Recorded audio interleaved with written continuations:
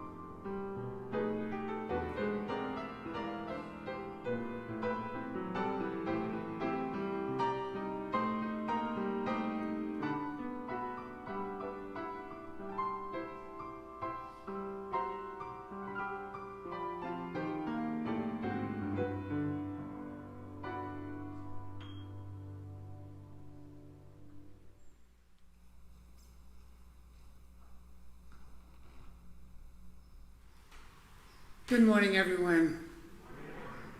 My name is Barbara. I'm a 75-year-old transgender woman.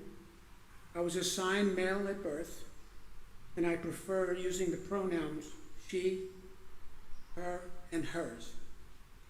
I am the board member of Gender Equality New York, also known as Jenny, and I'm also the chairperson of the Long Island Transgender Day of Remembrance Committee.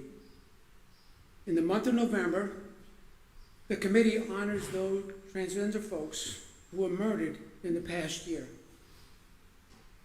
It seems like every year we're breaking records. Last year, 44 souls were lost. This year, already 27, and it's not even the middle of the year, so do the math. In 2019, we had our best attended TDOR right here in this church. It was nearly filled shoulder to shoulder, and I thank you all for attending that event. As I mentioned, I've had a couple of titles, but none more important than the title of being a Christian woman and to profess my love of God with all my heart. He saved my life during my dark days. Those days when I was asked to leave my home, my wife, my children, and the rest of my family for good. That day, January 1, 2008, was the day that I looked around in the apartment and saw that I was truly alone. I reached near bottom, and I say near bottom because bottom could have been a disaster. I struggled to even this day. That no one in my family accepts me for who I am. In fact, my middle child hasn't spoken to me in about 9 years.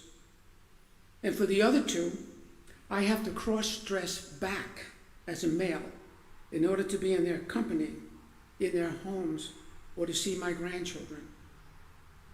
And that's becoming harder and harder because my body has changed, and it's very difficult to suddenly have a flat chest.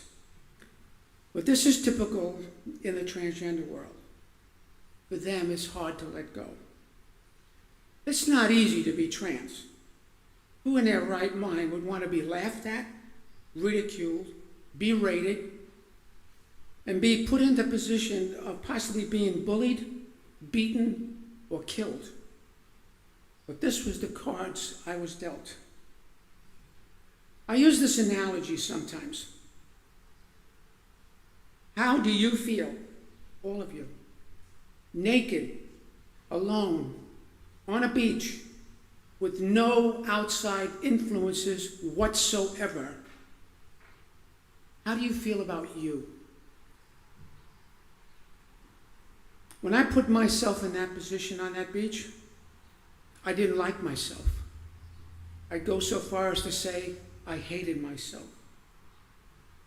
So how did this happen? In simple terms, when you are conceived, your body starts to form. At some point, there is a hormonal wash that the brain tells the rest of the body who you are. In my case, a little bit of an error. So who do you blame? Mom? Dad? God? God made me this way. And I'm a firm believer that God doesn't make junk. And I am not junk. We are all different.